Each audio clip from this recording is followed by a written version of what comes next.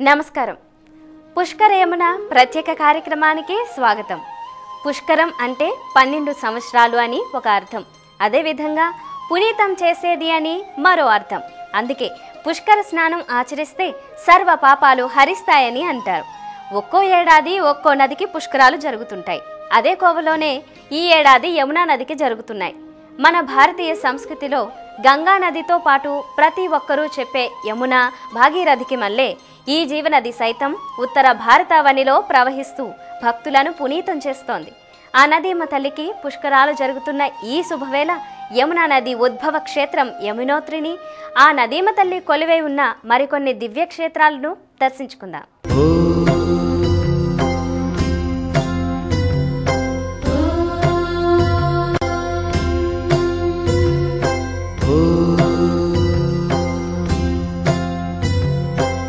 జీవనవాహిని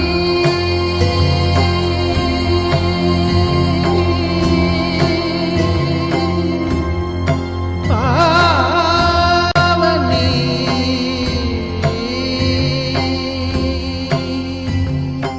ఓం జయ యమునా మాతా హరి జయ యమునా మాతా.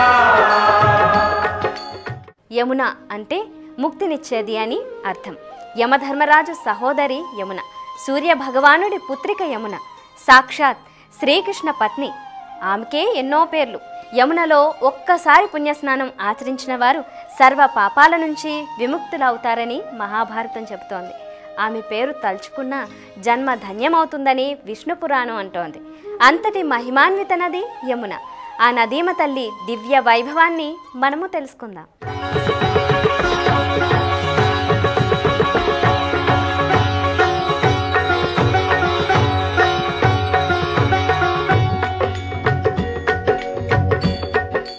యమున గంగతో సమాంతరంగా పూజలందుకునే జీవనది. ఆ నదీమ తల్లి ఆవిర్భావాన్ని పరిశీలిస్తే లోకాలకు వెలుగునిచ్చే సూర్య భగవానుడు విశ్వకర్మ కుమార్తె సంజ్ఞను వివాహమాడగా ఆమెకు కలిగిన సంతానమే యముడు, యమున. సూర్యకాంతిని తట్టుకోలేక సంజ్ఞాదేవి కనులు మూసినందున ఆ కవల పిల్లలు నల్లగా పుట్టారని పురాణ గాథ. అందుకే యమునకు కాళింది అని పేరు. వేదాల్లో ఆమెకు సూర్యతనయ, సూర్యజ, రవినందిని, యమి అని పేర్లు కూడా ఉన్నాయి. పురాణాల్లో యమున ప్రస్తావన ప్రధానంగా కనిపిస్తుంది. నల్లటి వర్ణంతో కూర్మంపై ఆసీనురాలై కమండలాన్ని చేత ధరించి కాళింద పర్వతంపై ఆమె అనునిత్యం ధ్యానముద్రలో ఉంటుందని అగ్నిపురాణం పేర్కొంది. సూర్యపుత్రుడైన యముడు జీవాన్ని తీసేవాడైతే యమున జీవం పోసేదని ఋగ్వేదం అంటుంది. మరో గాథలో యమునా నది మొదట శ్వేతవర్ణంలో ప్రవహించేదని, కానీ సతీ వియోగాన్ని భరించలేని శివుడు తన రౌద్రాన్ని చల్లబరుచుకునేందుకు యమునా నదిలో దూకగా ఆ నీరు నల్లగా మారిందని వామన పురాణంలో ఉంది. అన్నా చెల్లెళ్ల అనుబంధానికి ప్రతీకగా కూడా యముననే పేర్కొంటారు. యమున కార్తీక శుద్ధ విధియ నాడు ఉద్భవించిందని పురాణ గాథ. అందుకు గుర్తుగానే ప్రతి ఏటా దీపావళి నాడు 2వ రోజు యమద్వితీయ పేరిట పర్వదినం జరుపుకుంటారు. ఆ రోజున యమున ఇంటికి ఆమె సోదరుడైన యముడు వచ్చి భోజనాన్ని ఆరగిస్తాడట. అందుకే ఇప్పటికీ యమద్వితీయ నాడు అక్కా చెల్లెళ్ల ఇంటికి సోదరులు వెళ్లి భోంచేస్తుంటారు. రక్షాబంధనం కూడా యమునా పేరిటి వచ్చిందని మరో పురాణ గాథ. తనకు అనునిత్యం రక్షగా ఉండుమని యమునాదేవి తన సోదరులైన యముడికి, సనశ్చరులకు రక్షాబంధనం కట్టిందట. అందుకే ప్రతి ఏటా శ్రావణ పూర్ణిమ నాడు మనం రక్షాబంధనం జరుపుకుంటున్నాం.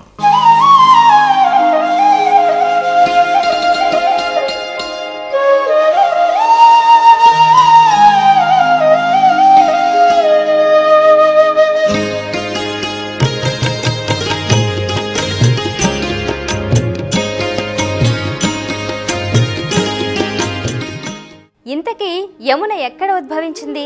ఆమె ఆవిర్భవించిన క్షేత్రమేది? యమునా ప్రవాహం ఎక్కడి దాకా కొనసాగుతుంది? యమునా నది గంగతో సమానంగా ఎందుకు విరాజిల్లుతోంది? యమునా నదిలో స్నానం ఎందుకంత పుణ్యప్రదం? ఆ మహిమాన్విత నదీమ తల్లి విశేషాలు వీక్షించండి. యమునోత్రి ఇదే యమునా నది ఉద్భవ క్షేత్రం. ఉత్తర భారతావని 1370 కిలోమీటర్ల పాటు ప్రవహించే ఈ జీవనది ఈ దివ్యక్షేత్రంలోనే ఉద్భవించింది. సముద్ర మట్టానికి 10,804 అడుగుల ఎత్తులో ఉన్న ఈ ప్రాంతాన్ని యమునోత్రిగా వ్యవహరిస్తారు. చార్ధామ్ క్షేత్రాల్లో ఒకటైన ఈ యమునోత్రి ఆలయాన్ని ఏడాదిలో 6 మాసాలు మాత్రమే దర్శించుకోవచ్చు. మంచు కారణంగా మిగతా 6 మాసాలు ఈ క్షేత్రాన్ని మూసివేస్తారు.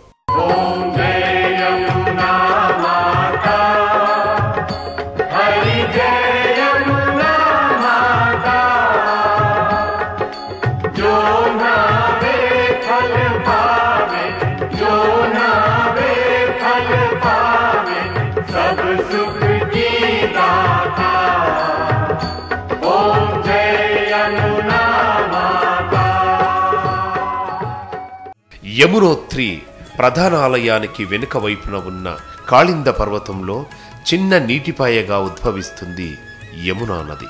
కాళింద అంటే సూర్యుడు అని అర్థం. అందుకే ఆమెను సూర్యపుత్రి అంటారు. కాళింద పర్వత పాదాల చెంత ఉన్న యమునాదేవిని ఆది శంకరాచార్యులే ప్రతిష్టాపన చేశారని చారిత్రక ఆధారాల ద్వారా తెలుస్తుంది.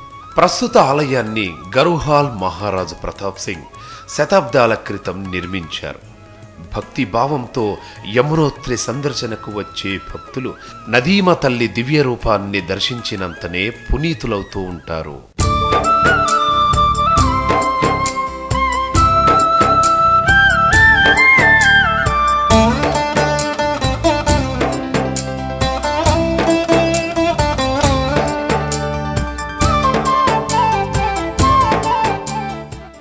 యమునోత్రి క్షేత్రం ఎన్నో మహిమలకు మహత్యాలకు నెలవు.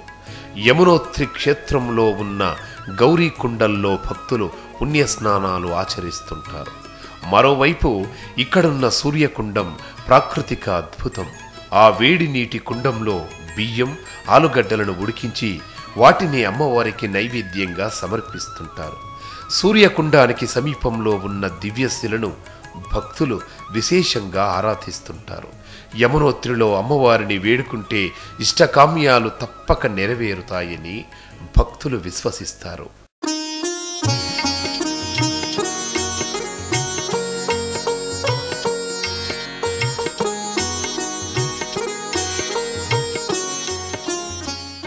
ప్రతి ఏటా అక్షయ తృతీయ నాడు పూజలందుకునే యమునామాత యమద్వితీయ నాడు చివరి పూజలందుకుంటుంది.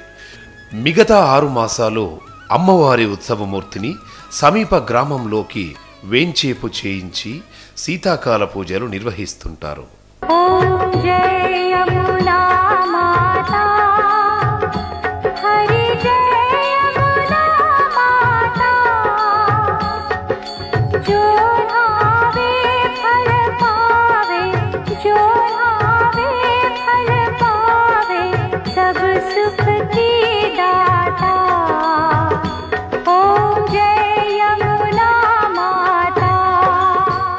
యమునోత్రి నుంచి ప్రవాహ ప్రస్థానాన్ని ప్రారంభించే జీవనవాహిని వివిధ రాష్ట్రాల మీదుగా ప్రవహిస్తూ మధుర, బృందావనం తదితర క్షేత్రాలను పునీతం చేస్తూ అలహాబాద్ త్రివేణి సంగమంలో తన తోబుట్టువులైన గంగా సరస్వతులతో కలుస్తుంది. అక్కడి నుంచి సముద్రములోకి చేరుకుంటుంది.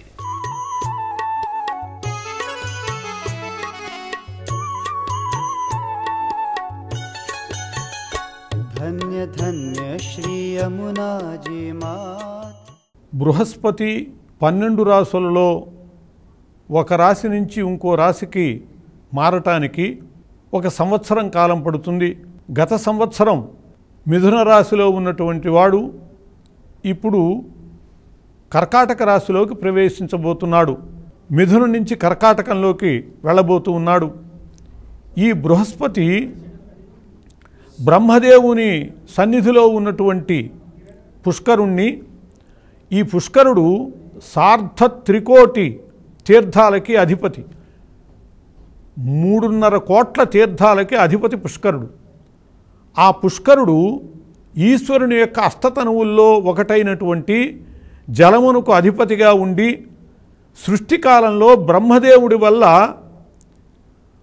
ఆ బ్రహ్మదేవుని యొక్క కమండలంలో చేరి ఉన్నాడు.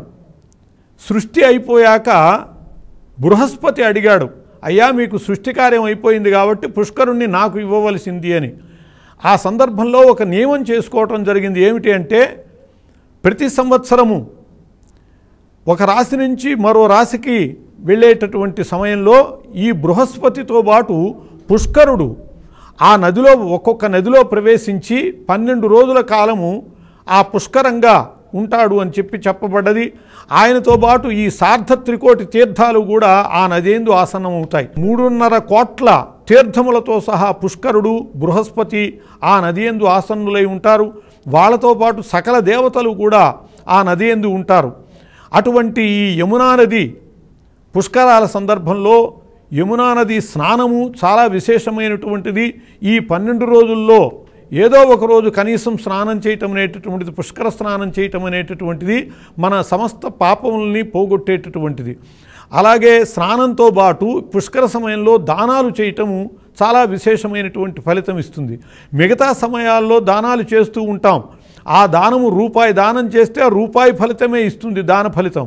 కానీ పుష్కర సమయంలో చేస్తే అదే 1000 రూపాయల దానం చేసినటువంటి ఫలితాన్ని ఇస్తుంది, 1 రూపాయి దానం చేయటం. అందువల్ల స్నానము దానము, ఆ దానంలో కూడా పితృదేవతల కోసమని పిండ ప్రదానాలు చేయటం కూడా ఈ పుష్కరాల సమయంలో విశేషంగా చెప్పబడ్డది. ఈ పుష్కరాలని పెట్టడం, పుష్కరం పెట్టడము అని అంటారు. ఈ సమయంలో మాతృవర్గానికి పితృవర్గానికే కాకుండా కారుణ్య వర్గానికి తనకి ఇష్టమైనటువంటి మిత్రులతో సహా చనిపోయినటువంటి ఆత్మీయులందరికీ కూడా పిండ ప్రదానాలు చేసి వాళ్ళందరికీ కూడా సంతృప్తి కలిగించేటటువంటి, పితృదేవతలకు సంతృప్తి కలిగించేటటువంటి అవకాశం కూడా ఈ పుష్కర సమయంలో ఉన్నది. మంత్రే తీర్థే ద్విజే దైవే దైవజ్ఞే భేషజే గురవు యాదృశీ భావన యత్ర సిద్ధిర్భవతి తాదృశి అన్నారు. ఈ తీర్థ విషయంలో మనకి భావన ఎలా ఉంటుందో ఫలితం అలా ఉంటుంది అని శాస్త్రం చెప్పింది. కాబట్టి ఈ యమునా నది యందు పుష్కరుడు, సమస్త తీర్థాలు, సమస్త దేవతలు ఉన్నారు కాబట్టి ఇక్కడ నేను స్నానం చేయటం ద్వారా నాకు పాప క్షయమవుతుంది, పుణ్యము చేకూరుతుంది అనుకుంటూ స్నానం చేస్తే పాపాలు తొలగుతాయి, పుణ్యం చేకూరుతుంది. అలా కాక ఇక్కడ వేల మంది లక్షల మంది స్నానం చేశారు, మురికి రోగాలు వస్తాయి అనుకుంటూ స్నానం చేస్తే వచ్చేది రోగాలే. యాదృశి భావన యత్ర సిద్ధిర్భవతి తాదృశి. కాబట్టి పుష్కర స్నానము చాలా పవిత్ర భావంతో స్నానం చేయాలి పుష్కరాలలో. అందులో కూడా యమునా నదికి పుష్కరాలు వస్తున్నాయి. మనకి త్రివేణి సంగమం అలహాబాద్లో, ఆ త్రివేణి సంగమంలో సరస్వతి, గంగా, యమున ఉన్నాయి. గత సంవత్సరము సరస్వతి పుష్కరాలు, ముందు సంవత్సరము యమునా పుష్కరాలు. కాబట్టి ఒక్క మాటుగా ఈ సమయంలో ఆ ప్రయాగకి వెళ్ళటం ద్వారా సరస్వతి యొక్క అంచెపుష్కర స్నానం చేసిన ఫలితాన్ని, ఆ తర్వాత మరుసటి రోజే యమునా నది యొక్క ఆది పుష్కరాల స్నానం చేసిన ఫలితాన్ని కూడా మనం పొందగలుగుతాం. ఈ పుష్కరాల విషయంలో అంచెపుష్కరాలు అనేవి గోదావరికి మాత్రమే ఉంటాయంటారు, కానీ అన్నిటికీ అంచెపుష్కరాలు ఉంటాయి. అట్లాగే పుష్కర సంవత్సరం అంతా కూడా మధ్యాహ్నం 2 గడియల కాలము పుష్కర ఫలితం స్నానానికి ఉంటుంది. కాబట్టి ఈ యమునా నదిలో స్నానం చేయటం, ఈ యమున అనేటటువంటిది యముని యొక్క సోదరి. యముడు ఎవరైతే ఉన్నారో ఆ యముని సోదరి. ఈమె యందు చాలా ప్రేమ. అట్లాగే యమునకు కూడా యముని యందు ప్రేమ. కార్తీక శుద్ధ ద్వితీయ నాడు మనము యమద్వితీయ అంటాం. ఈ యమున తన అన్న అయినటువంటి యముణ్ణి పిలిచి ఆయనకి భోజనం పెట్టింది.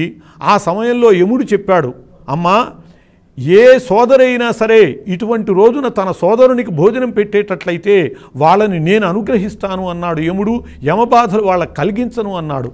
అందువల్ల ఆ యముడు సోదరి అయినటువంటి యమున యందు ప్రేమ ఉంచినటువంటి వాడు కాబట్టి ఆ యమునా పుష్కర స్నానం ద్వారా మనం ఆ యముని బాధల నుంచి కూడా బయటపడతాం.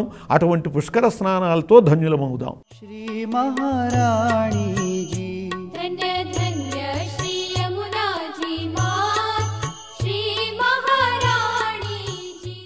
పుష్కర యమున ప్రత్యేక కార్యక్రమంలో ఒక చిన్న విరామం. ఓం జయ యమునా మాతా